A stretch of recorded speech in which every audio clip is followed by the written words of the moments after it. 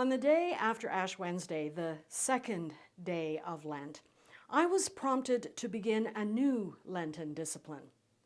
My adoption of this new Lenten discipline was a response to watching the news. I'm sure most of you have heard the news or have seen the videos of the Mars landing. On the very first Thursday of Lent, NASA landed a robotic spacecraft on the planet Mars. The purpose of Perseverance rover's mission to Mars is to search for signs of ancient microbial life on a planet which is more than 207 million kilometers from Earth. The cost of this expedition promises to exceed $2.7 billion. Also on Thursday, news reports began to appear heralding the unfolding catastrophe in Texas. Apparently, the Texas deep freeze will bear a price tag of approximately $100 billion. So, when you look at the numbers, the excursion to Mars may be a bargain after all. While mulling over these unfathomable numbers, I came across the price tag which has prompted my new Lenten discipline. Apparently, scientists have put a price tag on saving planet Earth. It turns out that a Global Deal for Nature, a GDN, has been drafted by 19 international authors, and it has the potential to save the planet. The estimated cost to set the policy in motion and to save biodiversity is $100 billion a year. That's right, $100 billion per year to save the planet. It almost sounds too good to be true. And when a deal sounds too good to be true, there must be a catch, right? There's got to be a catch. Well, it turns out the catch is hidden in the fine print, which says, and I quote, "The Global Deal for Nature is a time-bound, science-based plan to save the diversity and abundance of life on Earth.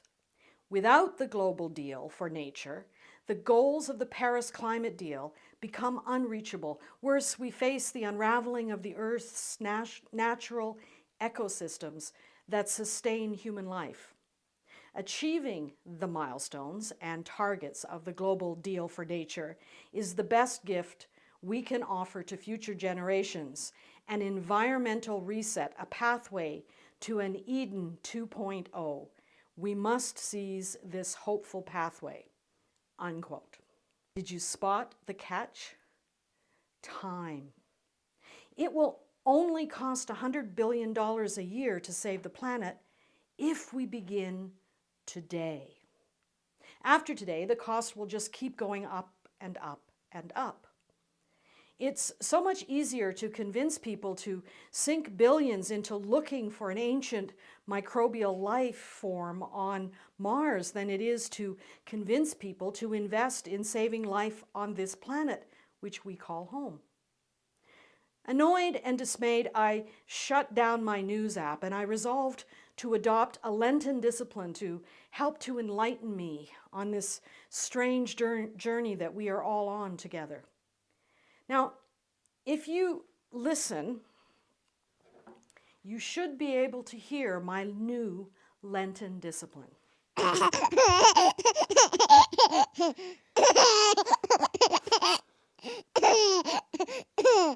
That's right.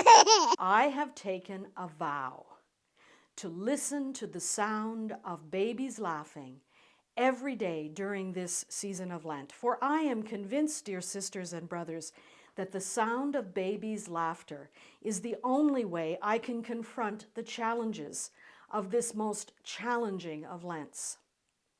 The good news is the internet is full of videos of babies laughing. There are more than enough laughing baby videos to get me through this wilderness of Lent. My dear old nanny, she used to say, laugh, because if you can't laugh, you're going to end up crying. And I don't have nearly enough tears to cry to adequately respond to the groaning of our dear earth. On this day, when we remember Jesus' journey into the wilderness to do battle with his own demons, I can't help wondering why so many Christians for so many years have spent so much time focused upon escaping the earth. I've studied enough Christian history to know that the ancient Christians saw the earth as our sister and our mother. Theologians like Bonaventure and Francis of Assisi insisted that God wrote two books with which to reveal God's self. The first book is creation itself, and the second book, the lesser of the two books, is the Bible. Sadly, Christianity's failure to heed the wisdom revealed in the miracles of creation has left far too many of the followers of Jesus looking for an escape route out of this world and into the next. The temptation of theologies which promise eternal reward while threatening eternal damnation have allowed far too many of us to strike up a deal with the devil as we settle for an escape route which requires a blood sacrifice of the very person we profess to follow. No need to worry about this world as long as we can pay the price of twisting our interpretations of the Bible so that we can wait for Jesus to come back and destroy the wicked while the righteous are swept up into paradise. Meanwhile, the earth continues to groan as it suffers under the weight of our false economies. Repent, I say, repent. That's right, you heard me. This progressive preacher is summoning up the prophets of old and shouting, repent. Metanoia, the Greek word which means to turn around or turn away from, which we translate as repent. Metanoia, repent, turn around, turn away from blood sacrifices, for the Creator of all that is has no need of our sacrifices, not even the sacrifice of Jesus. Turn around. The gift of life is not to be squandered on the pursuit of an escape route from this planet. The gift of life is to be lived for the sheer joy of loving.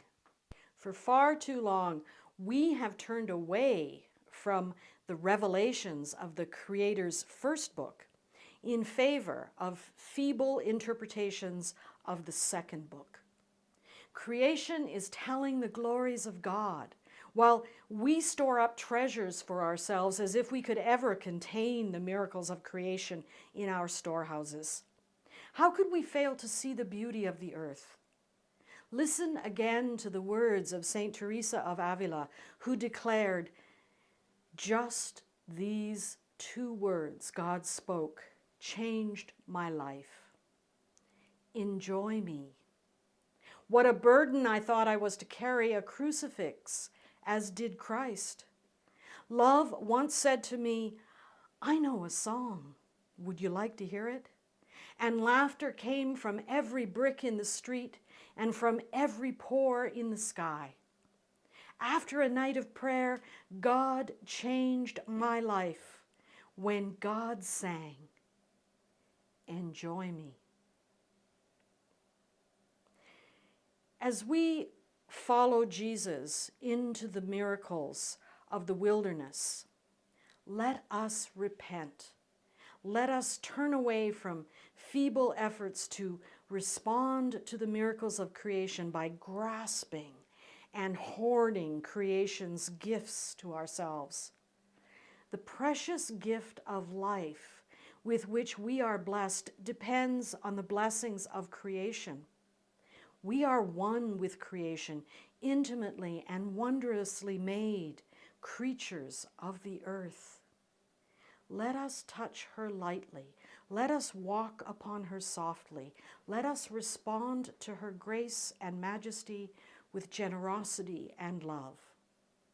Love for the earth, love for the creatures of the earth, and love for the Creator. As we journey through Lent, I hope that we can begin to laugh at ourselves. Laugh at our ridiculous desire to possess creation, to hoard it to ourselves, to control it, and laugh at our futile notions of escaping creation. Laugh at our false economies. Laugh at our too small notions of the magnitude of the love which is the mystery we call God. And through our laughter, may we begin to see how silly it is for us not to stand in awe of the miracles of creation. As our laughter subsides, perhaps we can begin to see what is being revealed to us about the nature of our Creator in the first book, in the book of creation. May the sounds of laughter enable us to hear our Creator's invitation to enjoy her. May we discover new ways of being love in the world in both the first and second books, so that we might give up our notions of escaping and settle down to enjoying creation by loving creation, loving all of creation. May the sounds of laughter nourish, ground, and sustain you on this Lenten journey. We hope that you have found this broadcast to be of value to you at this time. To continue to offer these, we depend on the support of donors. If you wish to help to keep us going, please donate what feels right for you via Canada Helps to Holy Cross Lutheran Church, Newmarket. Peace be with you.